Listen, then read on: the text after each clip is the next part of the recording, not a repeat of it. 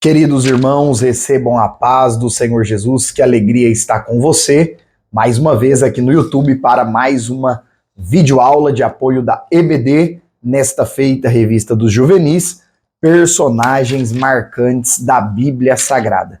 Queridos, nós vamos para a lição de número 10, mas eu quero lembrá-los, nós já tivemos 9 lições extraordinárias, 9 temas fantásticos.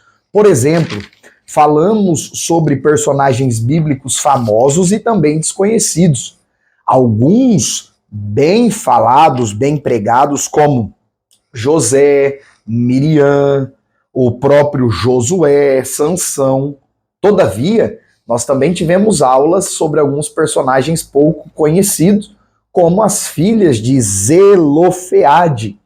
Então vale muito a pena você conferir as videoaulas anteriores. Se você não assistiu, o link vai estar aqui na descrição.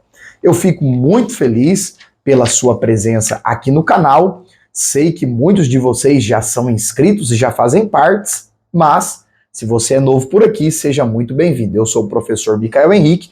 Toda semana nós estamos juntos na EBD dos juvenis, também dos jovens e dos adultos. Por isso, se inscreva aí no canal, ative as notificações e fique à vontade para maratonar os vídeos e aprendermos a palavra de Deus. Conta aqui para mim nos comentários de que cidade você é, onde você congrega, onde você serve a Deus. Vai ser uma alegria conversar com você aí através dos comentários. Pois bem, lição de número 10 dos juvenis, o tema é Maria. Olha só, o que responder ao chamado de Deus. E eu quero abrir essa aula, você que já é aqui do canal sabe a minha proposta.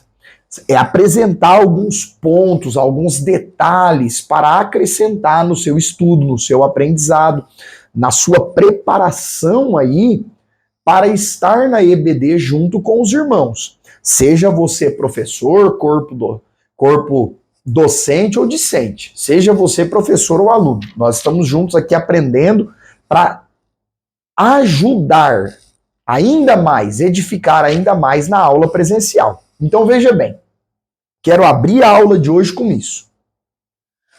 Quando o assunto é Maria, mãe de Jesus, vocês hão de concordar comigo, nós temos aí os dois extremos bem assim categóricos. O primeiro, há um grupo dentro do cristianismo que pratica a mariolatria. Professor Micael, o que é isso? É um culto, uma veneração a Maria, mãe de Jesus. Alguns chegam a acreditar que ela permaneceu virgem para sempre, não teve outros filhos e filhas, algo contrário ao que a Escritura narra. Porém, no outro extremo, no oposto, estão alguns cristãos que praticam a mariofobia. O que é isso?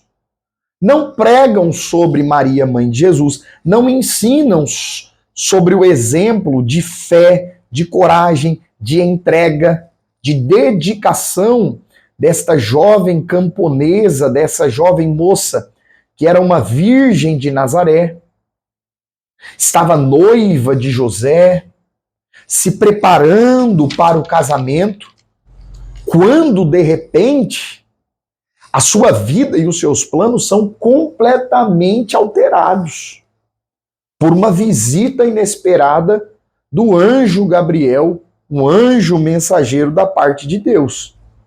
Então perceba, nós não precisamos estar nem em um extremo nem no outro. A palavra de Deus, a Bíblia, a Escritura, não manda venerar, cultuar, pedir que Maria interceda por nós, nem qualquer outro ser humano. A Bíblia diz que há um só mediador entre Deus e os homens, Cristo Jesus. Agora, não é porque nós não praticamos a mariolatria que nós vamos entrar pelo caminho da mariofobia. Não, irmão, não fala nem o nome de Maria, mãe de Jesus, no círculo, no meio evangélico, em uma escola bíblica, porque... Não, queridos. O exemplo dela é deixado para nós nas Escrituras justamente para nós aprendermos. E vejam bem, a leitura bíblica desta lição, Lucas, capítulo 1, versículo 26 ao 38, nos mostra que diante da visita do anjo, ela pergunta no versículo 34, eu não conheço varão, eu estou noiva, mas não sou casada, como se fará isto? Como é que vai ser este negócio? Porque o anjo havia dito para ela, eis que em teu ventre conceberás e darás à luz um filho, colocará nele o nome de Jesus, ele será chamado Filho do Altíssimo, o Senhor Deus lhe dará o trono de Davi, seu pai. Ou seja, ela está sabendo que foi escolhida para ser mãe do Messias.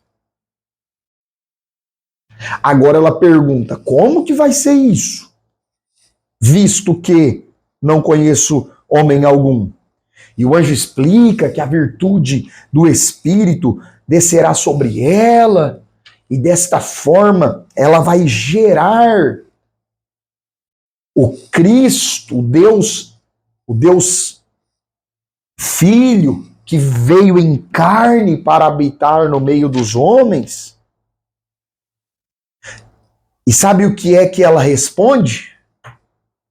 Quando o anjo diz, porque para Deus nada é impossível, versículo clássico das Escrituras, Lucas 1,37, ela responde, eis aqui a serva do Senhor. Ela se coloca à disposição de Deus como serva. Nós precisamos aprender com ela. Cumpra-se em mim segundo a tua palavra, ou seja, o que o Senhor Deus falou sobre a minha vida, eu estou à disposição para que ele cumpra. E é tremendo isso, queridos irmãos, porque o compromisso, o chamado que ela aceita, que ela responde, que ela se dispõe, o chamado e o compromisso que ela abraçou, não era relevante apenas para gerar e emprestar o ventre. Não. Ela e José receberam o privilégio e a responsabilidade de criar o menino Jesus. Nós conhecemos a doutrina da união hipostática e tem aula aqui no canal, se você quiser aprender mais sobre isso, como que Jesus tem essa dupla natureza, a natureza humana e divina na mesma pessoa, tem aula aqui no canal, é só você pesquisar sobre isso. Mas ela se coloca à disposição para gerar, criar, educar, direcionar na vida comum, cotidiana, Jesus.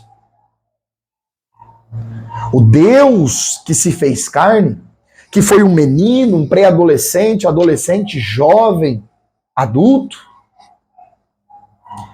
E diante disso, há mais um detalhe que nós podemos aprender com ela. Muitos só querem os privilégios.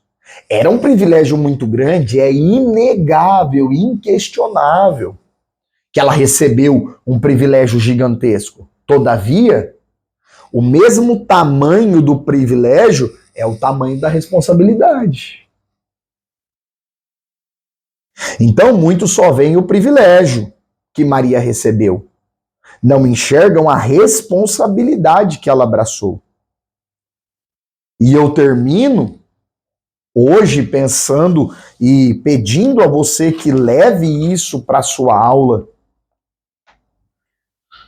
Ela demonstra, apesar de ser muito jovem, alguns estudiosos, a Bíblia não estabelece quantos anos Maria tinha, alguns estudiosos colocam aí algo em torno entre 14 a 16, 14 a 18 anos aproximadamente, visto que as moças judias, elas abraçavam o compromisso do noivado, ficavam desposadas do seu noivo à espera do casamento muito cedo, muito jovens. Não dá para precisar quantos anos ela tinha. Mas é fato que ela demonstra uma maturidade, uma fé, uma confiança no Deus de Israel, o Deus de Abraão, Isaac e Jacó, o Deus que fez aliança com Abraão, que fez aliança com Davi, o Deus que tinha uma aliança com o seu povo Israel. Ela demonstra uma confiança muito grande. Então ela demonstra, ela expressa uma maturidade muito legal, apesar da pouca idade. Que Deus nos ajude a abraçar compromisso, a direção de Deus, o que Deus fala, o que Deus direciona, e agir com temor, com fé, com coragem, com ousadia. Assim como esta mulher. A Bíblia diz em Atos 1, versículo 14, que após a ressurreição de Cristo e a sua ascensão aos céus, o texto bíblico diz que os discípulos voltaram do Monte das Oliveiras para Jerusalém e eles passaram a se reunir, e está escrito que eles perseveravam unanimemente em oração e súplicas, junto com as mulheres que serviram no ministério de Jesus. E com essas mulheres estava Maria, mãe de Jesus, e os seus irmãos. Glória a Deus.